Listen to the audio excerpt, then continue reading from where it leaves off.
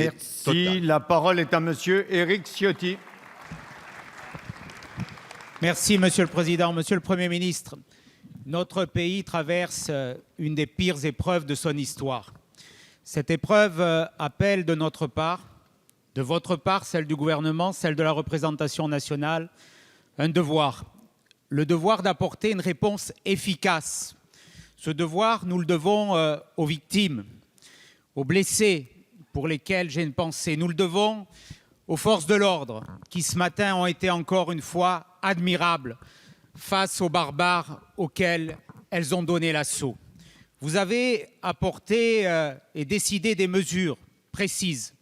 Ces mesures, nous les soutenons et nous les soutiendrons. Nous les soutiendrons d'autant plus qu'elles répondent pour beaucoup à des propositions que nous avions formulées. Parmi ces mesures, il y a le retour du contrôle aux frontières. C'est un point extrêmement important. Ce contrôle aux frontières, aujourd'hui, ce rétablissement du contrôle aux frontières se heurte à beaucoup de problèmes, à beaucoup de difficultés qui font qu'il est plus virtuel que réel. Des problèmes matériels, naturellement. Je prends l'exemple à la frontière franco-italienne, une voiture sur 10 en moyenne est contrôlée.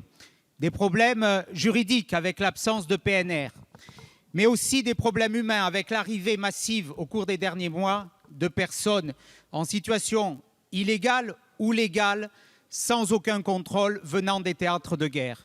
Donc, Monsieur le Premier ministre, mes questions seront simples. Où en est-on enfin de ce PNR dont on parle depuis tant d'années? Où en sommes-nous de la solidarité européenne pour ce contrôle aux frontières après ce qui a été demandé hier à l'Europe?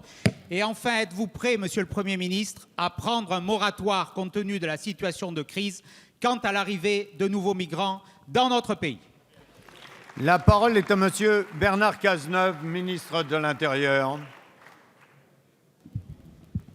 Comme vous le savez, monsieur le député Ciotti, j'ai demandé dimanche qu'il y ait une réunion extraordinaire des ministres de l'Intérieur qui se tiendra vendredi à Bruxelles.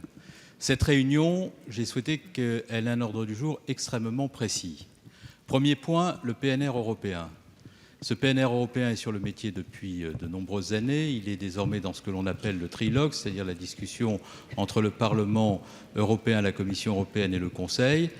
Mais ce PNR européen, pour être efficace, doit traiter de tous les sujets dont nous avons besoin pour assurer la traçabilité du retour des terroristes sur le territoire européen. Et notamment, il doit prendre en compte les vols intracommunautaires et doit concerner des personnes qui sont associées aux organisations terroristes, mais aussi à un certain nombre d'organisations criminelles, compte tenu de la porosité qui existe entre les acteurs du banditisme, du trafic de stupéfiants et de la drogue.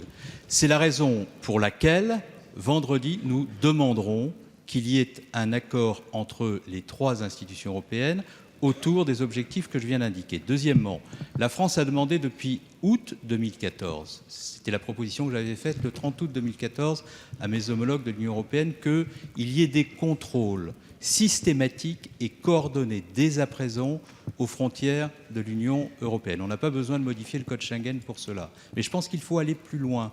Il ne faut pas simplement des contrôles systématiques et coordonnés, il faut aussi des contrôles obligatoires.